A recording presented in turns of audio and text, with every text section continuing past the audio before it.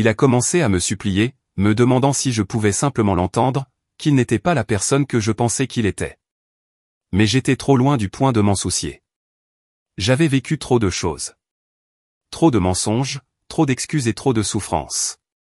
Tu n'es plus le bienvenu ici, Kenny, dis-je d'une voix calme mais ferme. Pas maintenant, ni jamais. Il n'a rien dit après ça.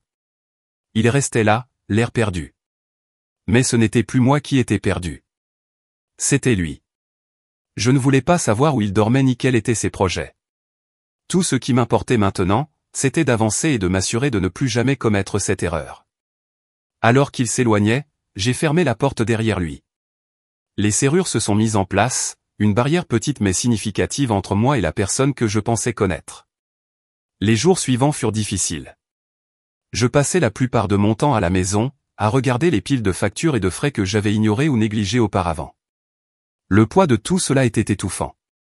Je me sentais stupide, trahi et embarrassé. Mais je savais aussi que je ne pouvais pas le laisser me prendre davantage, ni émotionnellement ni financièrement. Je me suis mis au travail, reprenant le contrôle de mes finances. J'ai réduit tout ce qui n'était pas essentiel, j'ai commencé à établir un budget plus strict et j'ai contacté un conseiller financier pour m'aider à trier le désordre que Kenny avait laissé derrière lui. Puis, un jour, quelque chose d'inattendu s'est produit. Mon ami Jay, celui qui m'avait prévenu du style de vie de Kenny, m'a contacté. « Et, comment vas-tu » elle a demandé. « J'y arrive » dis-je, me sentant un peu mieux qu'avant. Ça a été dur, mais je prends le contrôle maintenant. Au début, elle n'a pas dit grand-chose, puis elle m'a dit qu'elle avait parlé à des personnes, à des amis à elle qui avaient des relations dans le monde des affaires. Ils avaient entendu parler d'une opportunité potentielle, un investissement, une nouvelle entreprise qui pourrait changer la donne pour quelqu'un dans ma position. Je ne savais pas quoi en penser, mais quelque chose a cliqué. Peut-être que c'était l'univers qui essayait de me donner une chance de rebondir. Au cours des semaines suivantes, j'ai pris une profonde inspiration et je me suis plongé dedans. Il ne s'agissait pas seulement de récupérer ce que j'avais perdu avec Kenny. Il s'agissait enfin de créer mon propre avenir, sans dépendre de quelqu'un d'autre pour le définir à ma place. 3 mois après tout, j'ai signé un accord pour une petite start-up, axée sur le développement de systèmes plus intelligents et plus efficaces pour la logistique d'entreprise. Quelque chose que je pourrais réellement construire selon mes propres conditions. J'ai commencé à rencontrer des partenaires potentiels et à constituer une équipe de personnes partageant les mêmes idées. Les choses s'amélioraient à nouveau. Et même si mes finances n'étaient pas encore parfaites, j'avais l'impression de reconstruire quelque chose de plus significatif, ma confiance, mon indépendance et, surtout, ma capacité à me faire à nouveau confiance. Quant à Kenny, je n'avais pas beaucoup entendu parler de lui après cette dernière rencontre. Je ne voulais pas. Il faisait partie de mon passé, mais maintenant il n'était plus qu'une leçon apprise. Les choses sont encore un peu compliquées. Je suis encore en train de trier certains des débris émotionnels laissés par Kenny et ses actions. Mais une chose est sûre, je ne laisserai plus jamais personne profiter de moi. Pas comme ça. Plus jamais. Il y a encore beaucoup à venir, cependant, d'autres rebondissements dans cette histoire. Mais pour l'instant, je me concentre sur moi. Sur la guérison, sur la croissance, sur la construction. Et c'est la chose la plus importante de toutes. Rompez avec elle, j'ai juste continué à passer devant lui avec les sacs quand il m'a attrapé le bras pour m'arrêter. J'ai tiré si fort que je me suis gratté le coude contre le mur de briques. Je lui ai dit que s'il me touchait encore, j'appellerais les flics. Cela l'a fait taire, mais je pouvais le sentir me regarder alors que je rentrais à l'intérieur. Le serrurier a terminé 20 minutes plus tard, m'a remis mes nouvelles clés et j'ai enfin eu l'impression de pouvoir à nouveau respirer dans mon propre appartement. La semaine suivante au travail était floue. J'étais épuisé, je sursautais à chaque fois que mon téléphone sonnait et je faisais des erreurs stupides que mon superviseur ne cessait de souligner. Vendredi, j'ai rattrapé certains délais manqués, mais je manquais de ressources. Mon ami Jay m'a invité à prendre un verre, me disant que je devais rejoindre le pays des vivants, mais que je n'en avais pas les moyens. J'ai inventé une excuse pour être fatigué. Le lundi suivant, j'ai été convoqué dans le bureau de mon manager. Je pensais qu'il s'agissait du rapport d'inventaire que j'avais foiré la semaine précédente, mais c'était pire, bien pire. Ils étaient en restructuration. Mon poste était en train d'être supprimé. Ils m'ont donné un préavis de 2 semaines et une indemnité de départ insultante qui ne couvrirait même pas le loyer du mois prochain. Je n'ai pas pleuré au bureau. J'ai hoché la tête, signé les papiers et suis retourné à mon bureau comme si tout était normal. Ensuite, je me suis enfermé dans les toilettes et j'ai eu une crise de panique silencieuse pendant 20 minutes. Ce soir-là, j'ai appelé ma mère. Nous ne sommes pas très proches, elle vit en Floride avec son deuxième mari et nous parlons peut-être une fois par mois, mais j'avais besoin d'entendre un parent me dire que tout irait bien.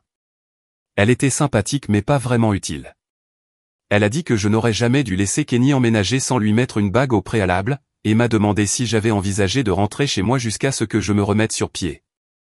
Retourner en Floride pour dormir sur le canapé-lit de ma mère et écouter les diatribes politiques de mon beau-père? Passe difficile. J'ai passé mon préavis de 2 semaines à postuler à tous les emplois que je pouvais trouver. Il a envoyé 73 candidatures et obtenu 6 réponses, toutes demandant des entretiens de deuxième tour qui ne se sont jamais concrétisés. Les emails de refus ont commencé à remplir ma boîte de réception de jour en jour. J'ai nettoyé mon bureau la première semaine de chômage. J'avais encore une routine, me réveiller, postuler pour un emploi, préparer un déjeuner pas cher, postuler pour plus d'emplois, faire une promenade pour économiser sur le chauffage, préparer le dîner, regarder quelque chose sur YouTube, dormir, répéter. Au bout de la 2e semaine, mon compte bancaire ne comptait plus que 3 chiffres. J'ai annulé Netflix, j'ai commencé à prendre des douches plus courtes, j'ai mangé des ramen et des œufs pour la plupart des repas. J'ai appelé la compagnie d'électricité pour élaborer un plan de paiement, j'ai appelé mon propriétaire et je lui ai promis que le loyer serait en retard de quelques jours. Il n'était pas content mais a dit qu'il attendrait le 15 avant de facturer des frais de retard. Le 15 allait et venait. J'ai vendu ma belle montre sur eBay, vendu des vêtements sur Poshmark, répertorié mon téléviseur sur Facebook Marketplace, mais je n'ai reçu que des offres modestes. Puis mon téléphone a sonné avec un SMS provenant d'un numéro que je ne reconnaissais pas. C'était Kenny. Il avait acheté un nouveau téléphone ou utilisait celui de quelqu'un d'autre. Il a dit qu'il avait besoin de me parler, que Daria avait découvert pour nous et avait rompu les choses, qu'il était désolé et voulait s'expliquer. J'ai également bloqué ce numéro, mais cela m'a ébranlé, non pas parce que je me souciais de ses problèmes, mais parce que cela m'a rappelé à quel point j'avais échoué de façon spectaculaire à juger mon caractère. J'avais laissé cet homme entrer dans ma vie, chez moi, je lui avais donné accès à mes finances, et il ne me considérait que comme une commodité, un plan de secours, quelqu'un à utiliser. À la fin du mois, j'étais désespéré. Mon propriétaire avait commencé à laisser des messages vocaux concernant le loyer. Mon électricité a été coupée pendant 48 heures avant que je rassemble suffisamment pour payer le minimum pour la rallumer. Je n'avais mangé que du riz nature pendant 3 jours d'affilée parce que c'était tout ce qui me restait. J'ai finalement ravalé ma fierté et demandé une assistance temporaire. Le processus était humiliant, remplir des formulaires détaillant tous les aspects de ma vie financière, attendre des heures dans un bureau gouvernemental surpeuplé, se faire dire que je gagnais trop d'argent dans mon emploi précédent pour avoir droit à une aide immédiate. Ils m'ont plutôt donné une liste de banques alimentaires.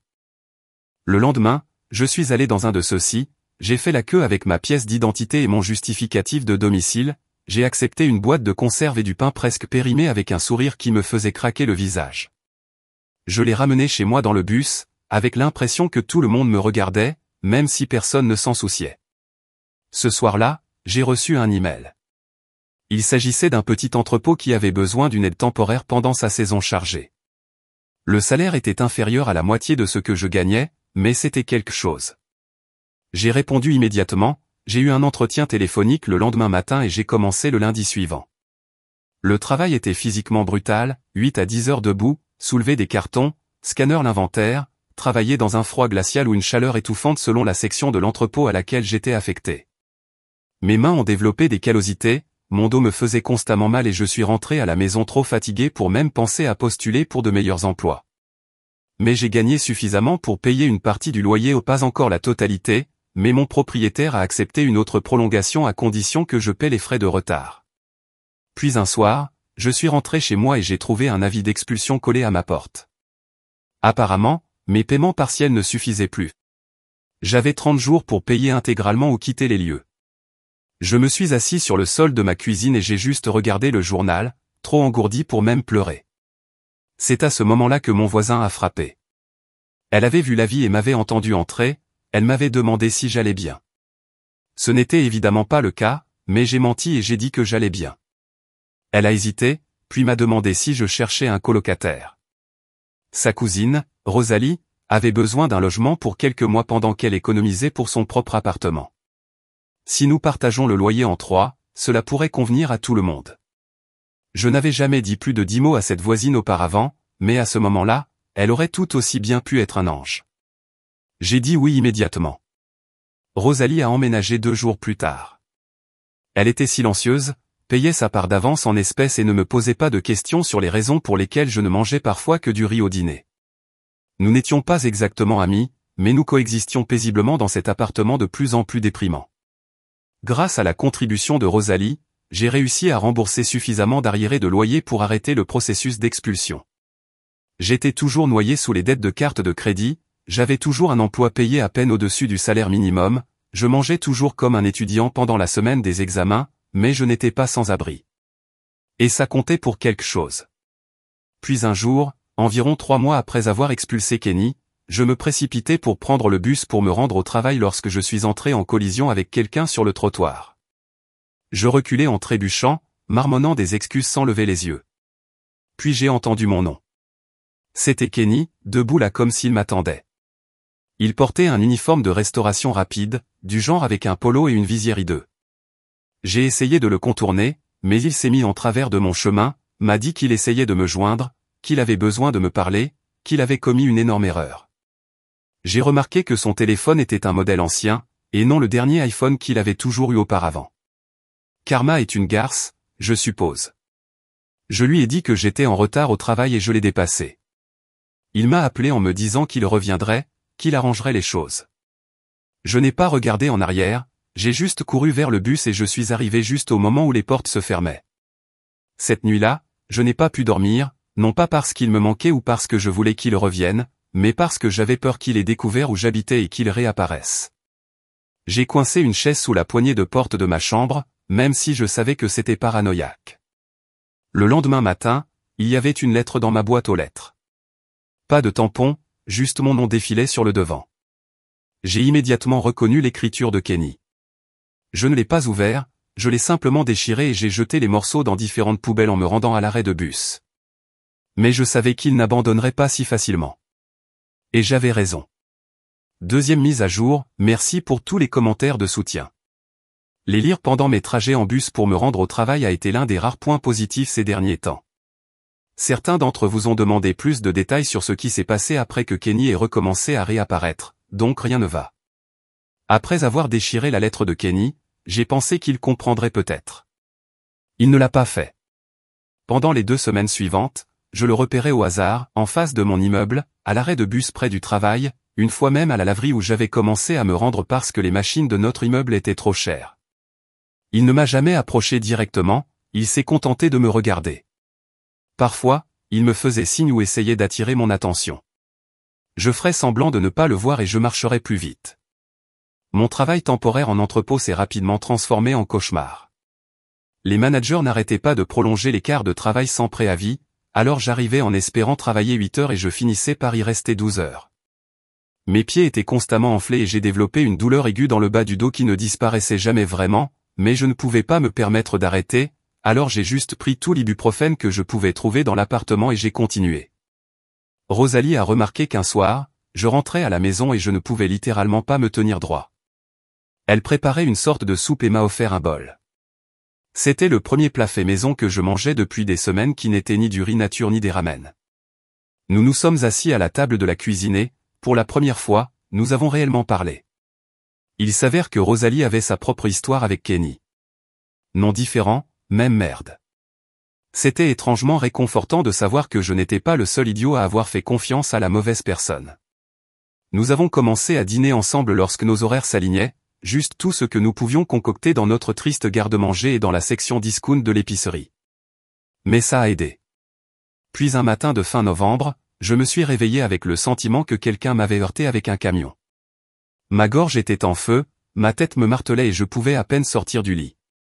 J'ai appelé le travail, coassant une explication. Mon superviseur a soupiré profondément et m'a rappelé que les travailleurs intérimaires n'ont pas de congé de maladie. Si je n'entrais pas, je n'aurais peut-être pas de poste où je me sentirais mieux. Je me suis traîné jusqu'à la salle de bain, j'ai pris ma température avec un ancien thermomètre trouvé dans l'armoire à pharmacie. 103.5, cela ne pouvait pas être vrai. J'ai secoué le thermomètre et j'ai réessayé. 103.8, j'aurais dû aller aux soins d'urgence. Je le sais maintenant, mais les soins d'urgence coûtent de l'argent, et j'avais exactement 27 $ sur mon compte courant pour tenir jusqu'au jour de paix, alors j'ai pris plus d'ibuprofène, regroupé dans chaque couche que je possédais, et je suis arrivé d'une manière ou d'une autre jusqu'au bus. Je ne me souviens pas beaucoup de cette journée. J'ai scanné des cartons. J'ai bu de l'eau à la fontaine. Je me suis caché dans la salle de bain lorsque les vertiges sont devenus trop intenses. D'une manière ou d'une autre, je suis arrivé à la fin de mon quart de travail. Je me souviens avoir attendu le bus pour rentrer chez moi, frissonnant violemment, même si je transpirais à travers mes vêtements. La prochaine chose que je savais, c'est que j'étais au sol. Quelqu'un me secouait, me demandant si j'allais bien. C'était une adolescente, l'air absolument terrifié. Apparemment, je m'étais évanoui à l'arrêt de bus. Elle m'a aidé à m'asseoir et m'a demandé si elle devait appeler quelqu'un. J'ai dit non, j'allais bien, juste fatigué. Je n'allais pas bien du tout. Je suis monté dans le bus, je suis revenu d'une manière ou d'une autre à l'immeuble, j'ai gravi les 3 étages en rampant, puis je me suis effondré sur le sol du salon, toujours dans mon manteau et mes bottes. C'est là que Rosalie m'a trouvé en rentrant de son service du soir. Elle m'a dit plus tard qu'elle pensait que j'étais mort au début. J'étais si pâle. Et respirant à peine, elle a réussi à me mettre au lit, m'a forcé à boire de l'eau et m'a mis des gants de toilette froids sur le front toute la nuit. Au matin, ma fièvre était tombée, mais j'avais l'impression d'avoir été écrasé 2 fois. Rosalie avait déjà appelé mon travail pour leur dire que j'avais une pneumonie et que je ne serais pas là avant au moins 3 jours. J'ai essayé de protester, nous savions tous les deux que j'allais probablement perdre mon emploi, mais elle m'a immédiatement fait taire. Aucun travail ne vaut la peine de mourir, surtout s'il est si peu payé. Elle avait raison, mais avoir raison ne paie pas de loyer. J'ai passé les 2 jours suivants au lit, m'endormant et sortant du sommeil, m'inquiétant de l'argent à chaque fois que j'étais suffisamment conscient pour m'inquiéter de quoi que ce soit. Le 3e jour, mon téléphone a sonné. C'était l'entrepôt. Je m'attendais à être licencié, mais au lieu de cela, le responsable des ressources humaines m'appelait pour vérifier ma pneumonie et m'informer de sa politique en matière d'invalidité de courte durée. Apparemment, Rosalie avait non seulement appelé pour me porter malade, mais elle s'était également rendue en personne à l'entrepôt, exigeant de parler à quelqu'un des avantages sociaux des employés. Elle avait suffisamment secoué l'enfer pour qu'ils se penchent sur leur propre politique et découvrent que même les travailleurs temporaires pouvaient bénéficier de certaines protections de base. J'ai eu 5 jours de maladie payés. 5. Pas de quoi récupérer complètement, mais suffisamment pour éviter de se retrouver par terre à un arrêt de bus. Quand Rosalie est rentrée à la maison ce soir-là, j'ai pleuré. En fait, j'ai pleuré. C'était la première fois que quelqu'un se battait pour moi depuis je ne sais même pas combien de temps. Quand je suis retourné au travail, les choses étaient différentes. Mon superviseur n'arrêtait pas de me regarder de côté, attendant probablement que je m'effondre à nouveau. Mais mes collègues, des gens à qui j'avais à peine parlé auparavant, continuaient à me surveiller, s'assuraient que je prenais des pauses, me proposaient de m'aider avec les charges les plus lourdes. La rumeur avait circulé à propos de la fille dont le colocataire avait fait des ravages avec les RH. Pendant ce temps, la situation de Kenny prend une nouvelle tournure. Les observations aléatoires ont cessé, mais les textes se sont multipliés. Il avait à nouveau obtenu un nouveau numéro où empruntait des téléphones et envoyait de longs messages décousus sur combien je lui manquais, comment Daria avait ruiné sa vie, comment il avait réfléchi à l'endroit où tout avait mal tourné. Je bloquais chaque nouveau numéro au fur et à mesure, mais c'était épuisant. J'ai suggéré de changer complètement de numéro, mais cela impliquait de payer des frais que je ne pouvais pas me permettre. Alors j'ai continué à bloquer et à ignorer. Le mois de décembre est arrivé, apportant encore plus de tensions financières. L'entrepôt était plus occupé que jamais avec les commandes pour les fêtes, ce qui signifiait plus d'heures, mais aussi plus de stress physique. Mes maux de dos sont devenus si graves que j'ai commencé à prendre la dose maximale d'ibuprofène chaque jour, juste pour fonctionner. Mes dents me faisaient constamment mal, une molaire me dérangeait depuis des mois, mais les soins dentaires auraient tout aussi bien pu être des vacances de luxe aux Maldives pour autant que je pouvais me le permettre. Un matin particulièrement froid, j'attendais le bus, tapant du pied pour me réchauffer lorsqu'une femme plus âgée à côté de moi a entamé une conversation. Juste des bavardages normaux à l'arrêt de bus ou la météo, le bus en retard, des trucs typiques. Elle a ensuite mentionné qu'elle travaillait dans un cabinet médical en bas de la rue. J'ai hoché la tête poliment, sans vraiment y prêter attention, jusqu'à ce qu'elles disent quelque chose à propos de leur entrepôt qui avait besoin d'être réorganisé. J'avais probablement l'air désespéré parce que j'ai immédiatement demandé s'ils embauchaient. Elle a semblé surprise mais m'a donné le nom du chef de bureau et m'a suggéré de passer avec mon CV. Je l'ai remercié, sans m'attendre à grand-chose. Les connexions aléatoires avec les arrêts de bus fonctionnent rarement, mais j'étais suffisamment désespéré pour essayer quoi que ce soit. Ce soir-là, j'ai mis à jour mon CV pathétique et j'en ai imprimé une copie à la bibliothèque. Le lendemain, j'ai fait un détour pendant ma pause déjeuner et je suis entré dans le cabinet médical en demandant le nom du responsable. Je m'attendais à ce qu'on me dise de postuler en ligne ou de laisser mon curriculum vitae à la réceptionniste. Au lieu de cela, j'ai été conduit dans un petit bureau où une femme a l'air inquiet mangeait un sandwich à son bureau. Elle a jeté un coup d'œil à mon CV, m'a posé des questions sur mon expérience en logistique, puis est passée directement à la question « Quand pouvez-vous commencer à organiser notre zone d'approvisionnement ?» Ce n'était pas un poste à temps plein, seulement 20 heures par semaine pour commencer à gérer les stocks et les livraisons de fournitures médicales, mais il payait $3 de plus par heure que l'entrepôt. Les horaires étaient flexibles et impliquaient des compétences réelles plutôt que du simple travail physique. J'ai accepté sur le champ. Au cours des semaines suivantes, j'ai occupé les 2 emplois, le matin au cabinet médical et le soir à l'entrepôt. C'était brutal, mais pour la première fois depuis des mois, j'ai pu payer mes factures à temps. Je rentrais à la maison épuisé, je mangeais tout ce que Rosalie avait préparé ou elle s'était mise à cuisiner pour nous deux lorsqu'elle avait réalisé à quel point ma santé s'était détériorée et je m'effondrais dans mon lit. À la mi-janvier, j'avais économisé suffisamment pour quitter mon travail dans l'entrepôt. Lors de mon dernier jour, je n'ai ressenti que du soulagement en rendant mon badge. Mon superviseur semblait véritablement surpris. Je pense qu'il s'attendait à ce que je continue à tolérer indéfiniment ces terribles conditions. Une de mes collègues m'a fait un câlin maladroit et m'a dit qu'elle était heureuse que je m'échappe. Le travail dans un cabinet médical n'était pas glamour, mais il était stable. Le chef de bureau a continué à me trouver plus d'heures à mesure que je me montrais fiable. En février, je travaillais 35 heures par semaine et j'avais même reçu un petit bureau à l'arrière où je pouvais suivre l'inventaire sur un ancien ordinateur de bureau. Avec des chèques de paie réguliers, j'ai commencé à m'attaquer à la montagne de dettes que Kenny m'avait laissées, $20 ici, $50 là. Ce n'était pas grand-chose, mais voir les soldes diminuer lentement m'a donné un sentiment de contrôle que je n'avais pas ressenti depuis des mois.